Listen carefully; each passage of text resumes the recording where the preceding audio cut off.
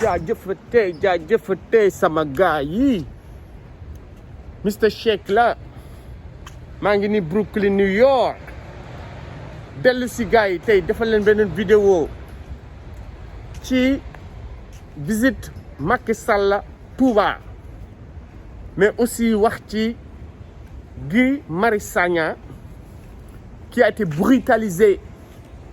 par la police. Guy Marius Sagna qui a eu des problèmes, des déboires lors de sa dernière marche. On a vu des forces de l'ordre qui l'ont embarqué, Manu Militari, n'est-ce pas? Manu Militari, ils l'ont embarqué et par la suite, Guy Marius Sagna s'est plaint de traitement pas catholique du tout. Gars yi dañuy wax ci Macky Sall Touba bi muy dem xam nga wax ci Guy Marius Sagna ndax Guy dañ kaa dóor ay dóor yu metti ci li mu wax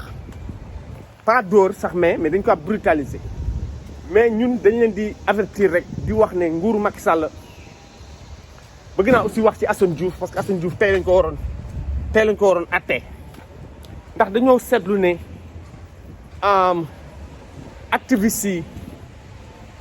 gars yi dañ leen teg bët quoi Y'en a marre waxtu bi may wax ak yéen seen verdict wala en tout cas daal juge bi mu ngi leen doon déglu pour xool nan lañ mujjee seen dossier ndax liñ leen toppee dafa bëri xam nga fukki charge maanaam fukki ay tuuma yoo xam ne dañu jël teg leen ko seen kaw loolu nag dafa mel ne procureur daf leen bëgg a jàpp sàkkal leen pexe mais Guy Marius Sagna vraiment ñun lu ñu koy wax rek mooy mu def attention parce que Karim Xurum Xaq bañ koy mujj jàpp tamit noonu lañ ko def dañ leen doon dóor Karim moom dafa sax mujj porter plainte mais waxoon nañ leen ne plainte boobu du mujj fenn ndax policier yi commissaire boobu nga porter plainte Macky Sall lay liggéeyal kenn du ko def dara kon yéen a war a moytu xam ne Macky Sall ci ay pexe yu mu nekk pour toogaat fi pour noot askan wi ci la nekk char de combat yi ñu foo tourner Dakar ñu ngi fa c'est vrai waaye Guy Marius Sagna waa FRAPP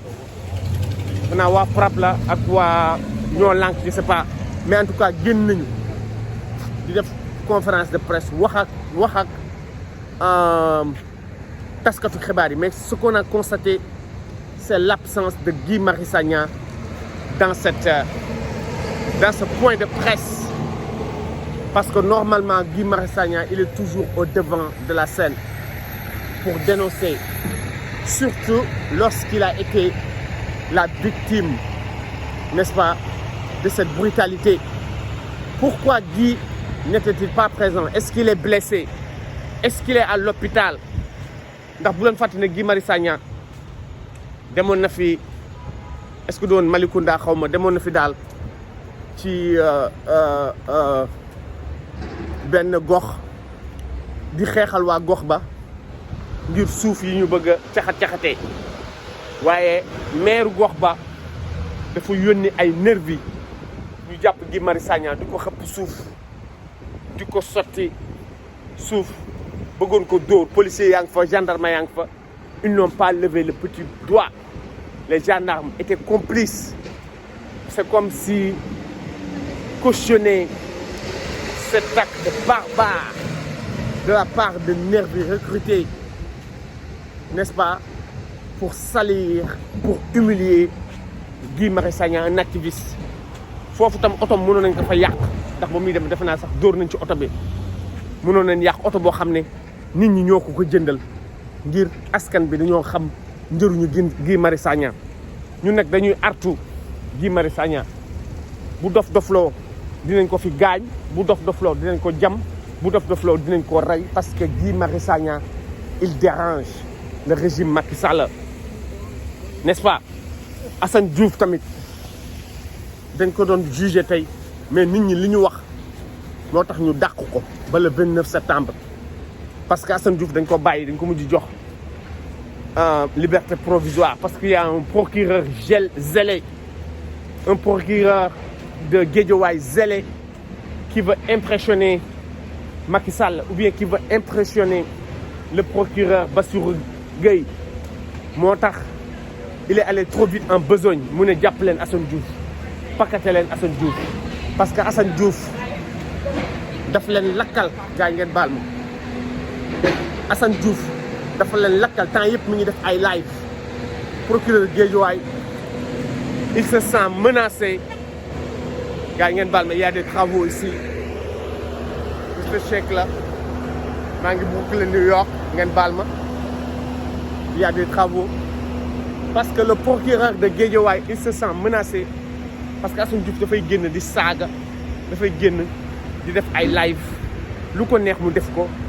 kenn mënul ci moom dara dem ba kër maire Guédiawaye Aliou Sall di dénoncer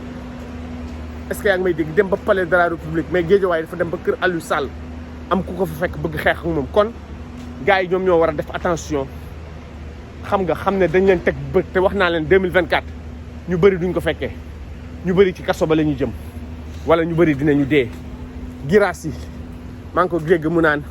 Macky Sall les autorités là war nañu xool tali yeeg yooyu boo leen dofloo yéen ñëpp la ñuy rey benn par benn buñ ko mënee jaarale ci Covid bi ñu jaar ci Covid bi buñ ko mënee jaarale ci ay accident ñu jaarale ko ci ay accident yéen a war a jël seen matuwaay. léegi nag Assane jot naa rëcc parce que le 29 septembre nit ñi ñoo jóg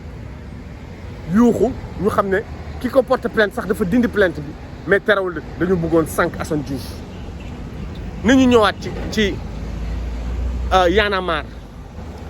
tey lañ leen war a déglu dinañu xool ndax dañ leen di placer sous mandat de dépôt yóbbu leen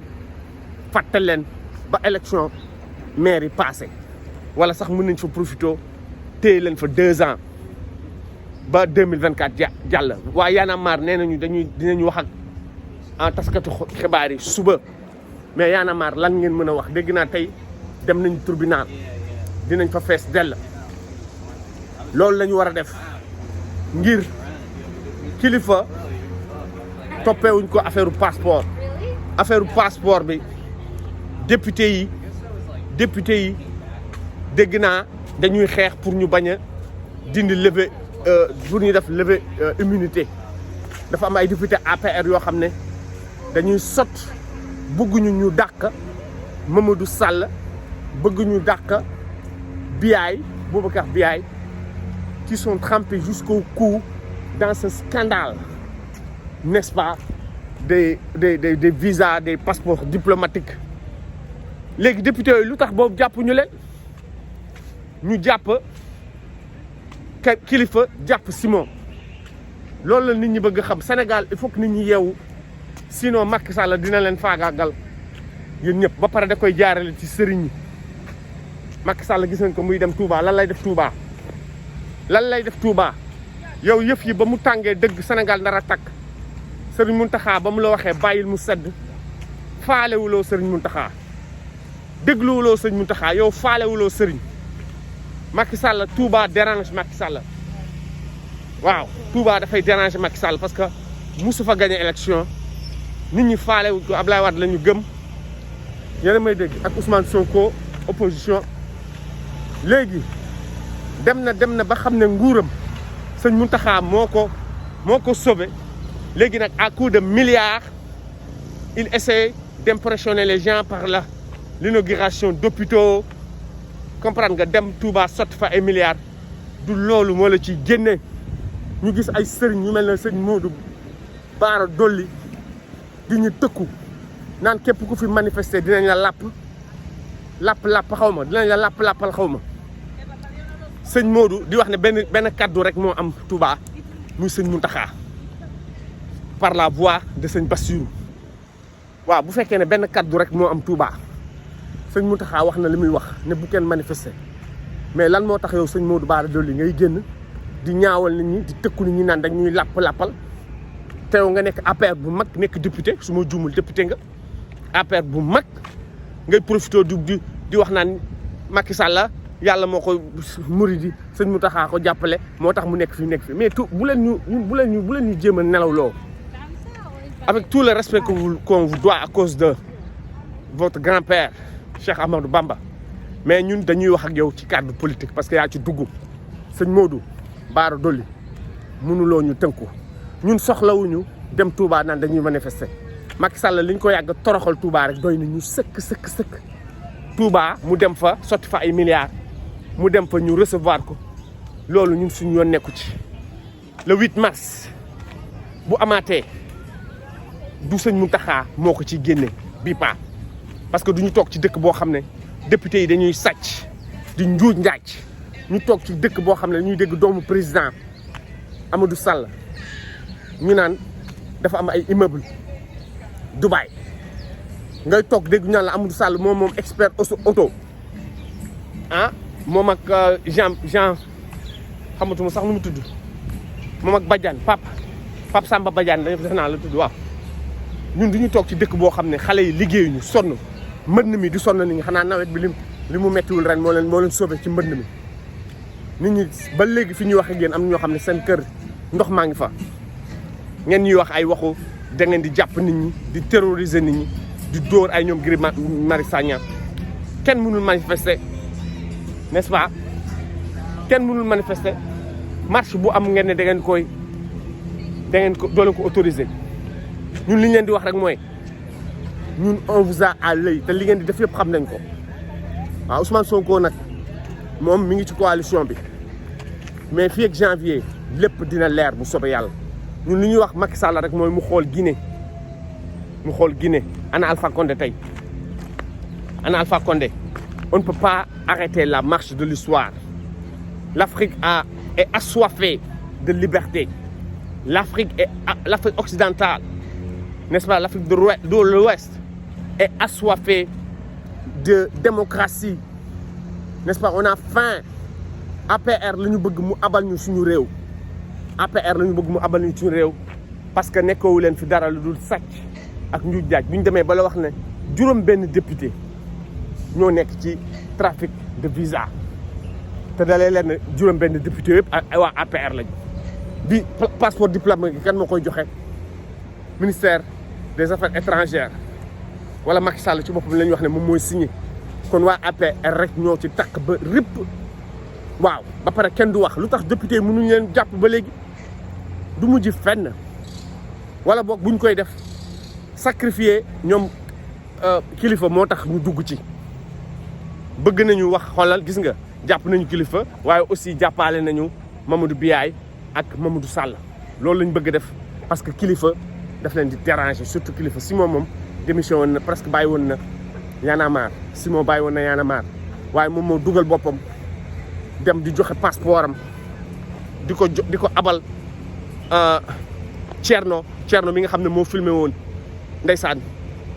kilifa Thierno moo ko takkal ambassadeur Italie dégg naa dugal nañ ci seen loxo ñu ne dëgg la Thierno doon na jéem a dugg Italie ak passeport bu bon xam naa passeport Simon la ci lañ ko dàqaat mu ñëw Sénégal loolu nag la ñu bëgg profité lu tax loolu defuñu ko bu yàgg jàpp ñu leen bu yàgg parce que ñaari député la ñu jàpp ak juróom benn député APR boobu yàgg nañu def seen lii lu bon lii ñu toog rek di leen seetaan gis kilifa bëgg faagaagal kilifa te amuñu preuve ci kilifa ndax kilifa dafa ameel xaalis Thierno loolu rek la def te kilifa nee na man damay delloo xaalis bi ñu ne ko doo ko fi delloo te Papa Samba Badiane bi ñuy wax ne ay affaire milliards moo takk ak moom ak Amadou Sall dañ kaa porte plainte ñetti nit a ko porte plainte mais Papa Amadou Sall yoreel na nit 29 millions benn jigéen yoreel beneen góor ku sant Niass 166 millions yoreel banque agricole 155 millions Papa Samba ñu ngi ko bàyyi lu tax parce que moo ko Amadou Sall dañuy diir mais c'est incroyable kilifa ñu bëgg ko sacrifier mais ñun duñ ko seetaan gars yi like leen partagé leen abonné leen Mister Shake la ba ci kanam ma defal leen beneen vidéo merci